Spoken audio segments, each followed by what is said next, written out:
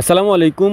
প্রচণ্ড ঝড় আর বৃষ্টিতে আমাদের অবস্থা একেবারেই নাজেহাল। কোনোভাবেই এই ঝড় আর বৃষ্টি যেন থামছেই না। এর মধ্যেই হচ্ছে আমাদের কাজ করতে হবে, যেহেতু আমরা খামারি। আমাদের খামার তো আর বন্ধ রাখার কোনো উপায় নাই এবং গরুর জন্য খাবার সংগ্রহ করতেই হবে, যে কোনো উপায় সেটা করতে হবেই। আগের রাতে প্রচণ্ড ঝড় হওয়ার কারণে রাত্রেবেলা আমরা কোথাও বের হইতে পারি নাই। সকাল হওয়ার সাথে সাথে যখন বের হয়েছি, বের হয়ে সর্বপ্রথম আগে দেখার চেষ্টা করছিলাম গতকালকে যারা গোবর ভরে রেখে গেছিল, যারা গোবর কিনে নিছে আমাদের এখান থেকে, তো তাদের গোবরের কি অবস্থা। কারণ বৃষ্টির কারণে গোবর ধুয়ে যাওয়ার কথা, কিন্তু ওরা একটু চালাকি করে, মানে বুদ্ধি করে আর কি, বিশেষ করে মুখগুলা বাইন্ধে রেখে গেছিল, যে কারণে হচ্ছে পানি তেমন একটা ভিতরে ঢোকে নাই। তো যাই হোক, সজীব মামাকে বললাম যে ঘাস কাটতে হবে। তো সজীব মামা বললো যে আমার একটু ব্যাংকে কাজ আছে, যে আমি একটু ব্যাংকের কাজ সেরে আসি, তারপরে আমরা ঘাস কাটতে যাবো কয়েকজন মিলে আর কি। কারণ একজন দুজনে গেলে হবে না, আমরা 4-5 জন যাবো একসাথে। তো এর মধ্যে হচ্ছে আমি মাঠে গেলাম, একটু মাঠে যেয়ে দেখলাম যে পোলাবান ফুটবল খেলতেছে। তো ছোটো ভাইরা, ওদের সাথে কতক্ষণ ফুটবল খেললাম। তো যাই হোক, অনেকক্ষণ ফুটবল খেললাম, এখানে দুষ্টামি করলাম ওদের সাথে। বৃষ্টির মধ্যে ভালোই লাগতেছিল এবং প্রচণ্ড ঝড় হচ্ছিল।